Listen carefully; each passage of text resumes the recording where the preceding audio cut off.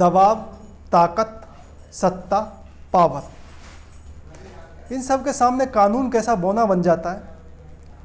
और ये पावर वाले लोग कैसे कानून को अपने फ़ायदे के लिए यूज करते हैं, कानून से क्या क्या नहीं कराते हैं। आज ऐसी एक कहानी हम आपको बताएंगे जिसने पावर के आगे दम तोड़ दिया। उस कहानी में जो कहानी आत्महत्या नहीं थी, जो मर्डर था, उसे भी आत्महत्या बता दिया गया। नमस्कार, मेरा नाम है अमित सोलंकी और आप देख रहे हैं क्राइम आजकल। बिहार की पहचान देश भर में तब जंगल राज के नाम से हुआ करती थी। मीडिया में जंगल राज के नाम से बिहार के आर्टिकल लिखे जाया करते थे। देश ने पहला आर्थिक दशक पार कर लिया था और बेंगलोर अपना सिलिकॉन वैली के नाम से जाना जाने लगा था। विप्रो, इन्फोसिस जैसी आईटी कंपनियां अमेरिका में बेनामी नहीं थी। उस समय आईटी कंपनियों में काम अधिक और टैलेंट कम हुआ करता था। इसी टैलेंट के दम में बिहार के कुछ युवा उन कंपनियों में काम किया करते थे और बिहार के कुछ लोग अब बिहार से मूव करने लगे थे। वो दिल्ली, मुंबई की तरफ जाने लगे थे अपने बच्चों के बेहतर भविष्य के लिए, उनकी पढ़ाई लिखाई के लिए, क्योंकि बिहार में अभी भी जंगल राज कायम था। गाड़ियां उठा ली जाया करती थी और लूटपाट हुआ करती थी, दिन दहाड़े गोली मार दी जाया करती थी। उस समय सरकार हुआ करती थी लालू यादव की पत्नी राबड़ी देवी की। लालू यादव ने मुख्यमंत्री पद से इस्तीफा दे दिया था क्योंकि वो चारा घोटाला में फंस चुके थे और उनको जेल हुई थी, तो उन्होंने अपनी पत्नी राबड़ी देवी को मुख्यमंत्री बना दिया था। उस समय लालू यादव के साले और राबड़ी देवी के भाई साधु यादव का अच्छा दबदबा हुआ करता था। दबदबा बोले तो एक दबंगी वाली छवि। अगर उनके परिवार में किसी के घर में शादी हो तो किसी भी शोरूम से गाड़ी उठा लेना, किसी महंगी वस्तुएं उठा लेना, इनके लिए आम बात थी और ये व्यापारी लोग चाहकर भी कुछ नहीं कर सकते थे। साधु यादव उस समय विधायक हुआ करते थे आरजेडी के टिकट पे और उनका पूरा दबदबा हुआ करता था, अच्छा वर्चस्व हुआ करता था। साधु यादव का नाम उस समय एक मर्डर केस से जुड़ता है। मर्डर केस था शिल्पी गौतम मर्डर केस। बारिश के दिन थे। एक बड़े कपड़ा व्यापारी की लड़की अपने घर से कंप्यूटर क्लास के लिए निकलती है। बेहद खूबसूरत लड़की थी और वो मिस पटना का खिताब भी जीत चुकी थी। पटना वुमेंस कॉलेज से उसने ग्रेजुएट किया था। अब वो अपनी कंप्यूटर की पढ़ाई कर रही थी। वो रिक्शा लेकर अपने घर से कंप्यूटर कोचिंग के लिए निकलती है। शिल्पी को रास्ते में उसके दोस्त गौतम का दोस्त मिलता है।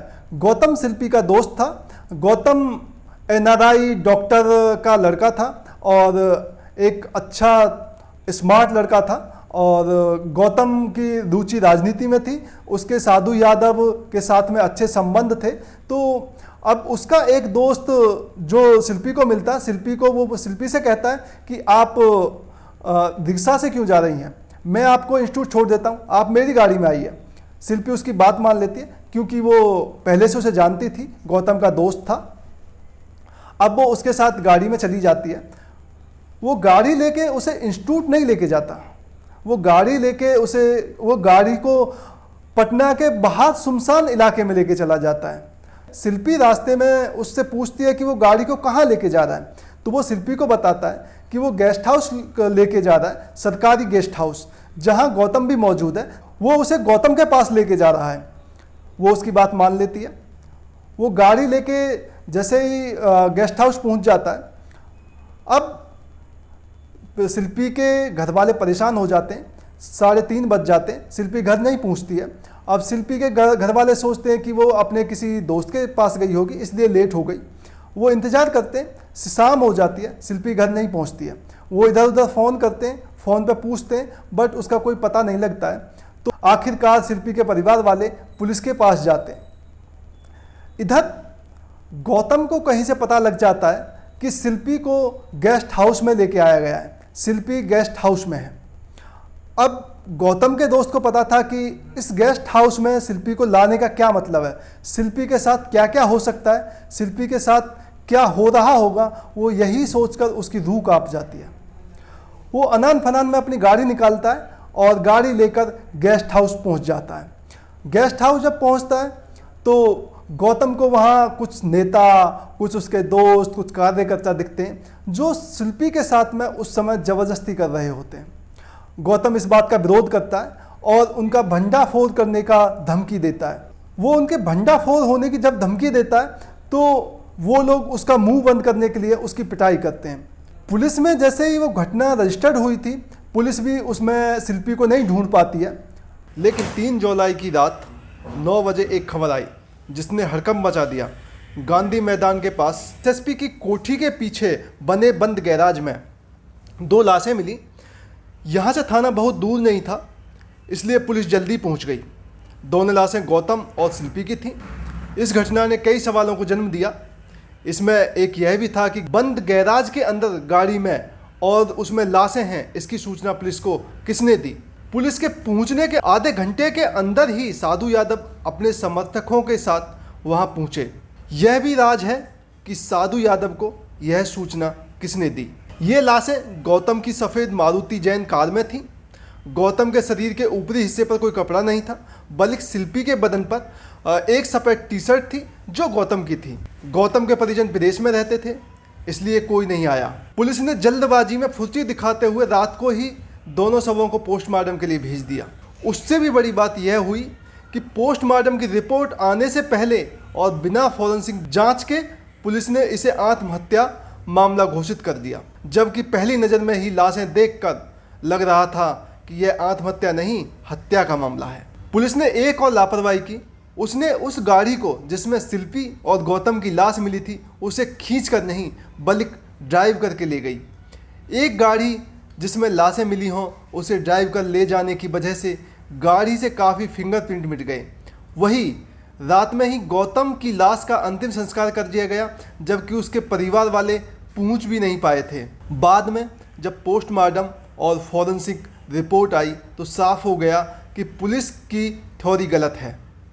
उस रिपोर्ट से पता चला कि शिल्पी के साथ बलात्कार हुआ था और एक से ज़्यादा लोगों ने किया था। शिल्पी के अंतवस्त्र पर जो वीर्य के दाग थे वे एक से ज़्यादा लोगों के थे। शिल्पी और गौतम के बदन पर नोचे जाने और जूतों से पीटने के निशान भी थे। अब इस मामले ने तूल पकड़ लिया।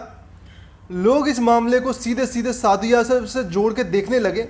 मीडिया में भी खबरें आने लगी कि पुलिस ने बड़े राजनेता को बचाने के लिए इस मामले में लीपापोती कर दी है। विपक्ष भी हंगामा करने लगा।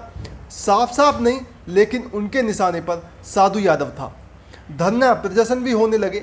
राबड़ी देवी सरकार पर दबाव बढ़ने लगा तो सरकार ने मजबूरी में सितंबर 1999 में इस केस की जांच सीबीआई को सौंप दी। जांच में सीबीआई ने 4.5 साल का वक्त लिया और उस समय सीबीआई के अधिकारियों ने साधु यादव से उनका डीएनए सैंपल मांगा ताकि शिल्पी के डीएनए से उनका मिलान किया जा सके, लेकिन साधु यादव ने इससे इनकार कर दिया। बाद में सीबीआई ने अदालत में जो रिपोर्ट सौंपी वह इससे बिल्कुल अलग नहीं थी जो बिहार पुलिस ने बिना पोस्टमार्टम के दी थी। सीबीआई ने लिखा, यह मामला खुदकुशी का है, दोनों ने जहर खाकर अपनी जान ली है। बलात्कार के मामले की पुष्टि नहीं हुई है। जो वीर्य का दाग बताया गया है वह पसीने का है जो लाशें उठाते वक्त लगा। शिल्पी के घर वाले सीबीआई रिपोर्ट से सहमत नहीं थे। शिल्पी के परिजन, खासकर उसका भाई प्रशांत जैन, इस मामले को फिर से अदालत में ले जाने की तैयारी करने लगा। अचानक एक दिन उसे उसके घर के नीचे से ही अपहरण कर लिया गया। उसका आवास कोतवाली थाने के बिल्कुल समीप ही था। पुलिस ने उसके अपहरण की पुष्टि भी की। इस घटना के 2 दिन बाद वो घर लौट आया। उसके बाद वह बिल्कुल खामोश हो गया। प्रशांत ने अपनी बहन के लिए जो लड़ाई शुरू की थी उससे भी हाथ खींच लिया। इस तरह से शिल्पी गौतम की मौत जो मर्डर मिस्ट्री लग रही थी वह पुलिस की फाइलों में आत्महत्या के रूप में हमेशा के लिए दर्ज होकर दफन हो गई।